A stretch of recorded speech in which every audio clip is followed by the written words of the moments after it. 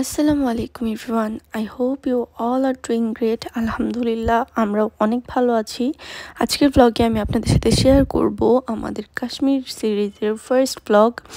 আর আমি চেষ্টা করব এই কাশ্মীর ফুল ট্রিপটা পার্ট বাই পার্ট ব্লগ আকারে শেয়ার করার জন্য।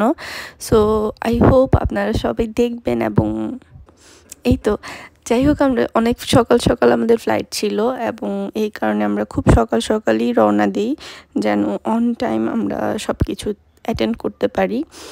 এই তো ওই দিন মোটামুটি ভালো রাশ ছিল, সো আমরা একটু তাড়াতাড়ি যাই, যার কারণে আমাদের প্যানিক হয়নি। এখানে আমরা মোটামুটি সব ফর্মালিটি শেষ করে চলে গেলাম একটু লাউঞ্জে। I don't know why, but প্রত্যেকটা ফ্লাইটের আগে আমার কেন যেন একটু নার্ভাসনেস কাজ করে, আমি একটু প্যানিক হয়ে যাই বেশি। যাই হোক, এরপর লাউঞ্জের দিকে গেলাম এবং সারফারাজ তো খুবই হ্যাপি, ও খুব এনজয় করছে প্রত্যেকটা মোমেন্ট। ও ঘুরে ঘুরে সব কিছু দেখছে, বুঝতেছে, আমাদের কাছে প্রশ্ন করছে, জিজ্ঞেস করছে।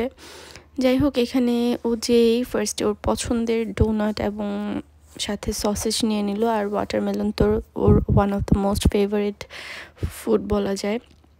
এরপর ও আসলে ওই অ্যাপেল জুসটা সম্পর্কে অনেক কিছু জিজ্ঞেস করছিল। এরপর আমি একটু ঘুরে ঘুরে দেখতেছি আসলে কি কি আছে সকালের নাস্তায়, আইটেমগুলো একটু দেখছিলাম, যদিও খাওয়া দাওয়ার একদমই মুড ছিল না।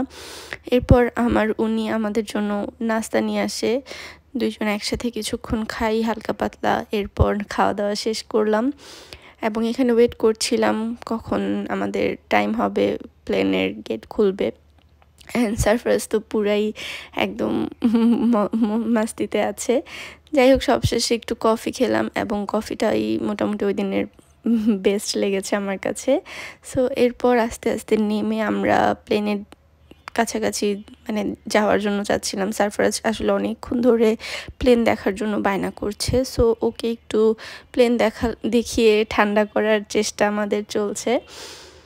যাই হোক, ওই দিন আমরা ভিস্তারা এয়ারলাইন্সের মাধ্যমে ঢাকা টু কাশ্মীর ট্রিপটা আমাদের শুরু হয়, যেখানে আমরা ফার্স্টে ঢাকা থেকে দিল্লি যাই এবং এখানে দিল্লিতে প্রায় 17 ঘন্টা অর 22 ঘন্টা মেবি আমাদের একটা ট্রানজিট ছিল। এরপর আমরা দিল্লি থেকে কাশ্মীর। সো সারফারাজ এখানে অনেক খুশি, ও ঢুকেই আগে জানালার পাশের সিটটা খেয়ে নিয়েছে। আর ওর আব্বু হাসতেছিল যে এখন আর আমি জানালার পাশে সিট পাবো না, এখন সারফারাজের অধিকার এখানে।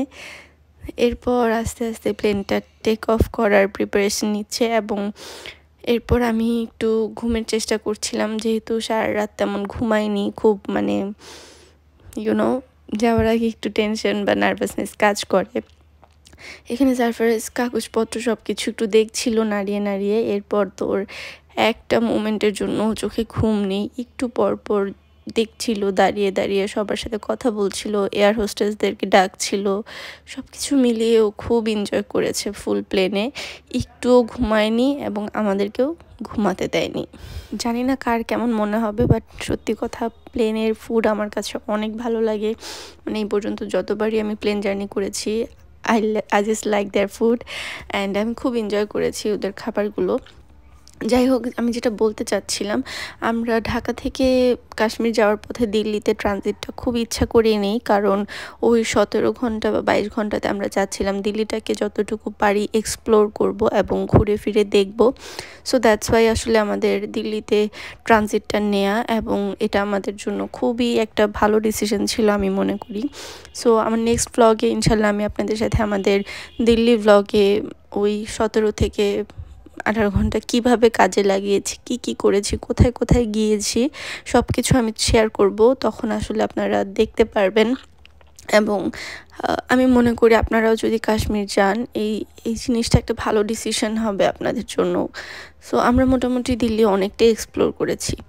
এরপর আমাদের প্লেন ল্যান্ডিংয়ের অলমোস্ট প্রায় 10-15 মিনিট আগে সারফারাজ হঠাৎ করে ঘুমিয়ে যায়, যেটা একদমই একটা বাজে জিনিস ছিল। যাই হোক, ওকে কোলে নিয়ে রাখতে হয়েছে, কারণ খুব কাঁচা একটা ঘুম দিয়েছিল ও, আর নামতেই চাচ্ছিল না কোল থেকে। বাই দ্য ওয়ে, দিল্লি এয়ারপোর্টটা অনেক অনেক বড় এবং এখানে সারফরাজের বাবা কিছু ফর্মালিটিস শেষ করলো, আর যখন লাগেজ টানার ব্যাপার আসলো তখন সারফরাজ স্কুল থেকে নেমে খুবই এনার্জেটিক হয়ে গিয়েছে। সো লাগেজ টানাটা ওর বরাবর অনেক পছন্দের। যাই হোক, এয়ারপোর্ট থেকে বের হয়ে এয়ারপোর্টের ঠিক অপোজিট পাশে এখানে প্রিপেইড ট্যাক্সি একটা সার্ভিস আছে। সো ওইখান থেকে আমরা ট্যাক্সি নিয়ে চলে যাই আমাদের হোটেলে, এবং ইনশাল্লাহ নেক্সট ব্লগে আপনাদের সাথে পরের পার্ট শেয়ার করব।